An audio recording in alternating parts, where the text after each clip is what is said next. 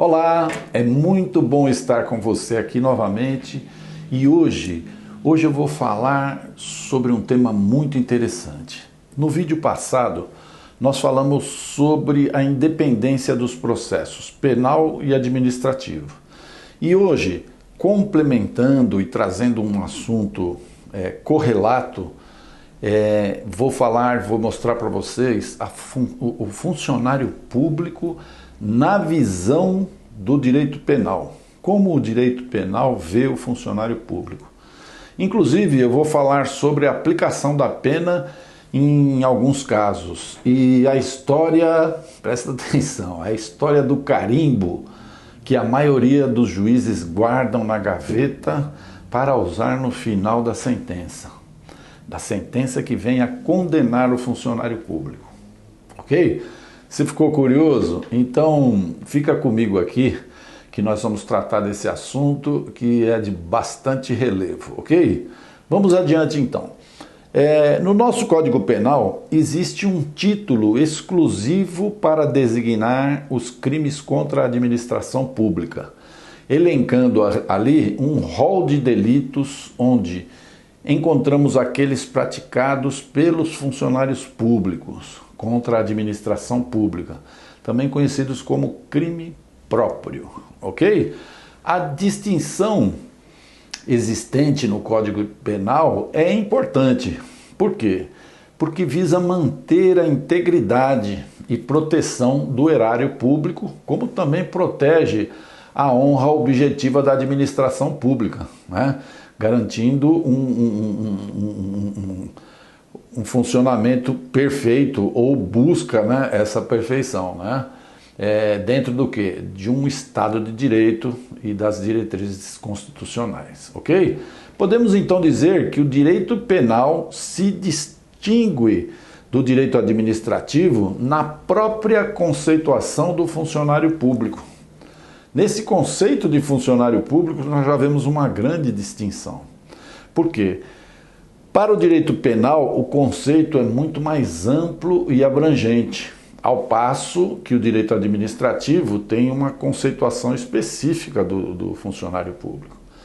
Assim, veja bem, para a lei penal, ficou estabelecido no artigo 327 do Código Penal que considera-se funcionário público para os efeitos penais quem, embora transitoriamente ou sem remuneração, exerce cargo, emprego ou função pública. Bem, denota-se claramente a abrangência na parte do texto que afirma que para os efeitos penais, quem é considerado funcionário público é aquele que mesmo que transitoriamente ou mesmo sem remuneração estiver exercendo qualquer uma das modalidades de prestação de serviço público, ok? O que se vê na prática é que esse conceito ele não deixa margem para que a defesa alegue que o agente não é funcionário público para fins penais, mas mesmo assim, né, os bons advogados, os estudiosos encontram alguns meios, né, legais, né, para descaracterizar a totalidade, essa coisa total, né? Nós vamos ver um pouquinho mais adiante. Esse conceito, então, que nós dissemos aí, ele abrange, por exemplo, qualquer pessoa que ocupe um cargo com vínculo estatutário. Esse é o óbvio, né? O funcionário público propriamente dito, né? Ele tem um vínculo estatutário com o Estado, né? Ou que tenha um emprego público, é o seletista, né? A pessoa que trabalha para o Estado através de um contrato, ou através de um vínculo contratual, exercendo uma função, e aqui no caso, quando se fala em função, nós estamos diante de um termo residual, que abrange qualquer outra relação na prestação de serviço, como nós vamos ver adiante, tá? Da mesma forma, o conceito abrange também quem presta serviços transitórios ou sem remuneração, como dissemos, né? O que inclui, por exemplo, os jurados do tribunal do júri, para efeito penal, ele é considerado funcionário público, muito embora nunca tenha sido o que a maioria das pessoas tem de conceito de funcionário público propriamente dito, ok? Vou dar mais alguns exemplos de funcionários públicos para fins penais. Vejamos, por exemplo, os exercentes de mandatos eletivos, vereador, prefeito, governador, os parlamentares, estagiários de órgãos públicos, funcionários de cartório, por exemplo. Todos são considerados funcionários públicos para os efeitos da lei penal. Da mesma forma, são juízes, promotores, defensores públicos, desembargadores, ministros e seus assessores, delegados de polícia, policiais, civil, militar, qualquer tipo, atendentes de órgãos públicos, como o Detran, qualquer outra secretaria, né? E outros tantos, né, que tem essa designação.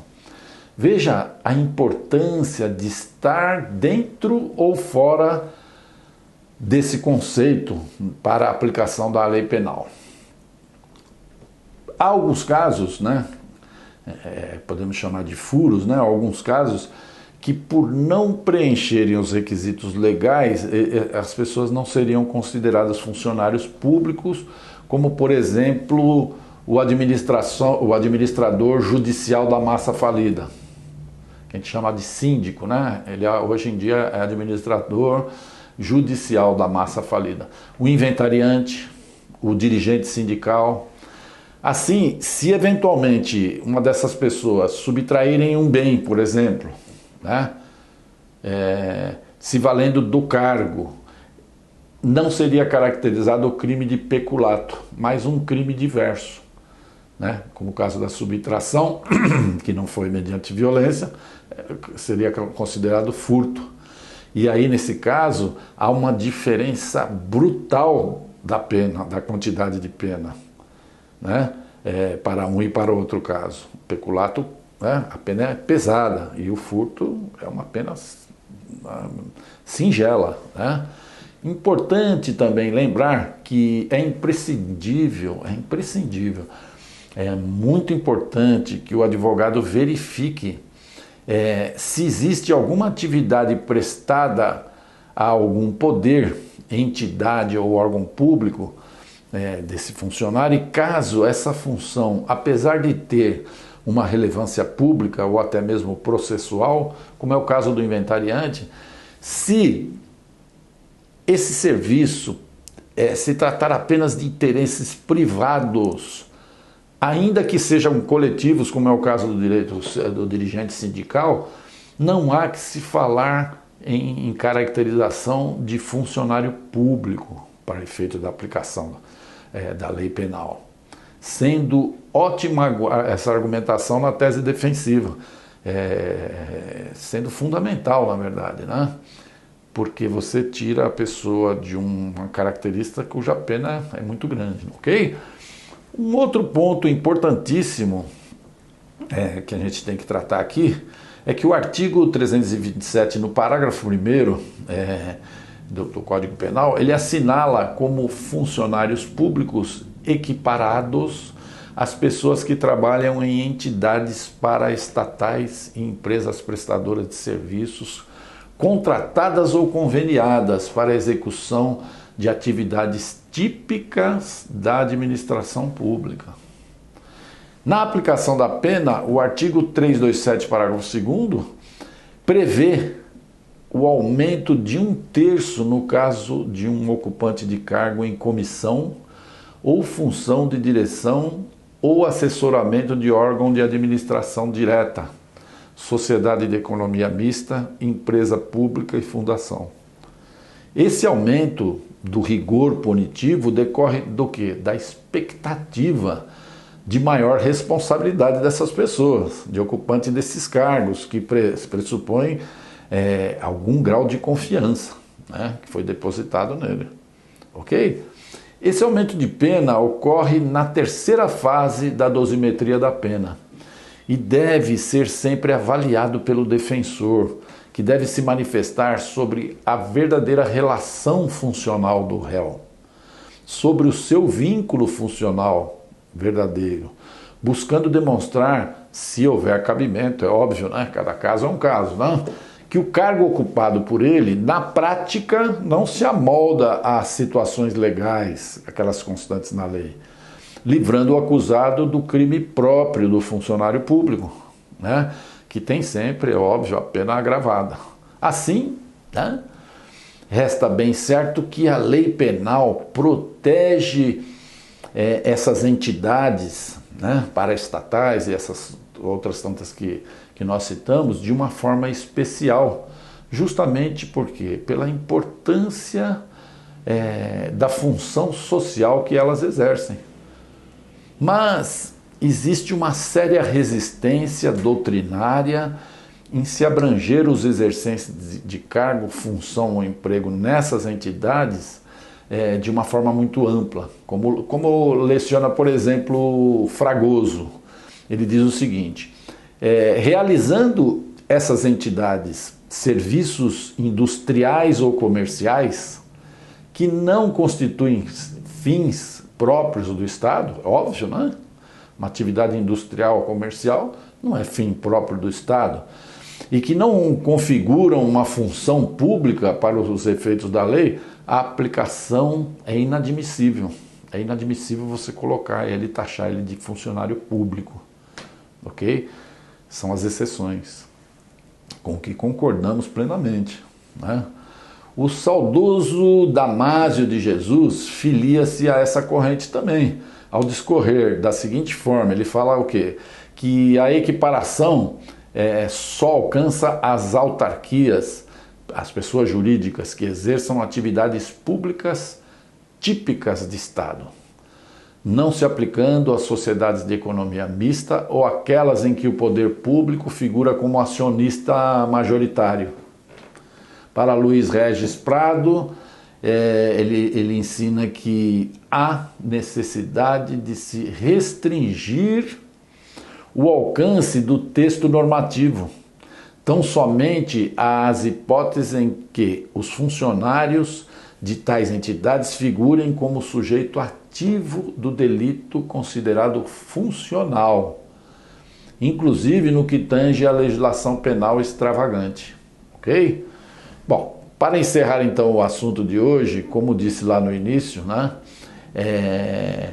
De uma forma figurada, brincando com vocês, eu costumo brincar aqui dizendo, brinco às vezes entre colegas, né, dizendo que os juízes eles têm um carimbo na gaveta, né, que colocam no final da sentença para agravar as penas contra funcionários públicos, notadamente contra policiais, mas de uma forma geral contra funcionários públicos. E é mais ou menos assim o texto, né? Eu te falo carimbo porque o texto é tão padrão como se fosse um carimbo que ele batesse ali, né?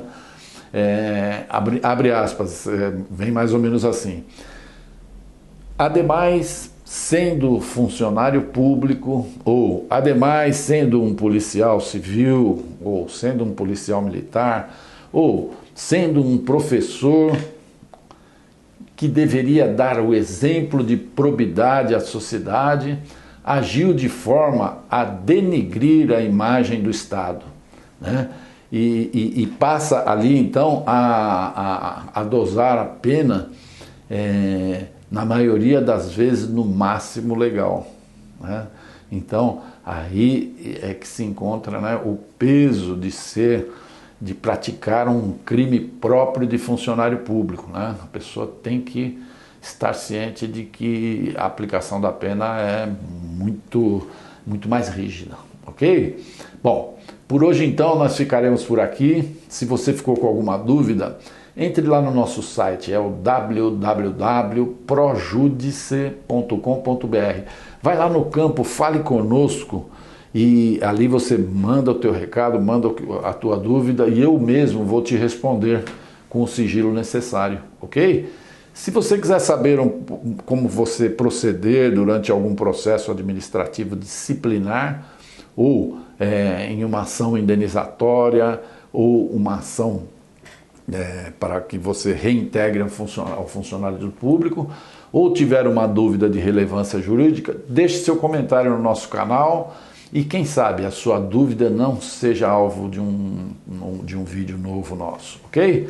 Agora vou te pedir uma gentileza, colabore comigo dando um like nesse vídeo, ok? Vai lá no positivo lá, compartilhe nas redes sociais, nos grupos profissionais de funcionários públicos, né, para que mais pessoas tenham acesso a esse e a série de conteúdos que nós temos aí no nosso canal, ok? Um grande abraço, muita paz e muita tranquilidade, especialmente nessa época que nós estamos vivendo aqui, né, dessa pandemia que está tomando conta da cabeça de muita gente. Se serve aqui uma dica: não fique desinformado, mas não ligue a sua televisão de manhã e passe o dia inteiro ouvindo notícias repetidas, notícias que só têm o interesse de vender audiência, ok? Se você vê um jornal por dia, você fica informado, né? Por exemplo, no final do dia, é interessante ouvir isso para depois de dormir? Entendo que não é muito bom. Mas logo cedinho você quer saber das notícias? Já vai ficar sabendo tudo que se passou durante aquele dia que passou, né? E se não tiver muito interesse, se resguarde e se cuide, e as notícias elas vão andar da mesma forma, ok? Para quê? Para que nós não tenhamos, né, dois males aí, né? O vírus propriamente dito e uma doença mental que já está tomando conta de muita gente aí, ok? Um abraço, felicidades, paz, muita saúde.